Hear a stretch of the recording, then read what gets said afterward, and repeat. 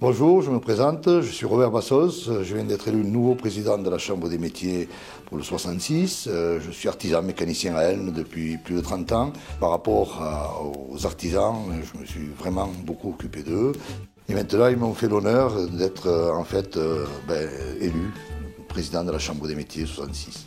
J'ai un véritable attachement pour cette institution parce que je suis le premier président depuis des décennies, je crois le tout premier, à être issu de ce cursus qui est le centre de formation d'apprentis de la Chambre des métiers. J'ai en moi cette idée de mission de formation et ce que représente la Chambre des métiers, c'est justement la formation. La formation des jeunes, des moins jeunes aussi, puisqu'on n'a pas que des apprentis dans le centre de formation, on a aussi des adultes qui viennent. Je suis entouré d'une équipe qui est jeune, dynamique, qui a moins de 45 ans de moyenne d'âge, certains pas mal d'ailleurs moins de 40 ans. C'est un bien, je pense, pour l'artisanat. Pour moi, l'artisanat est un capital qui n'a pas de prix. Il faut absolument investir dedans. Pour investir, il faut aider les jeunes. Il faut que tous ces jeunes qui viennent dans les centres de formation ressentent vraiment ce besoin de travailler, d'apprendre, avoir cette volonté de pouvoir créer quelque chose. Parce que l'artisanat, c'est toujours créer. Parce qu'il faut réinventer le travail, parce qu'il faut satisfaire le client, parce que dans des moments difficiles comme on vit actuellement, dans des périodes très difficiles, il y a besoin de valeurs connues qui sont l'esthétique, la qualité du travail.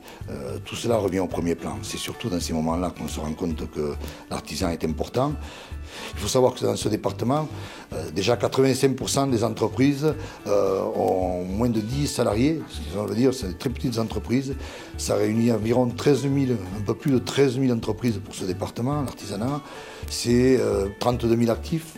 C'est énorme en fait, un chiffre d'affaires qui est le premier du secteur. Voilà, l'artisanat, c'est aussi tout ça. C'est ici à la Chambre des métiers, entre le centre de formation et le personnel, près de 130 personnes qui travaillent au service de l'artisanat. Ah, on vient d'entendre la cloche qui sonne, c'est la reprise des cours, parce qu'au niveau de la Chambre des métiers, il y a aussi un centre de formation d'apprentis très important, dans lequel il y a plus de 750 élèves et des formations pour 150 adultes.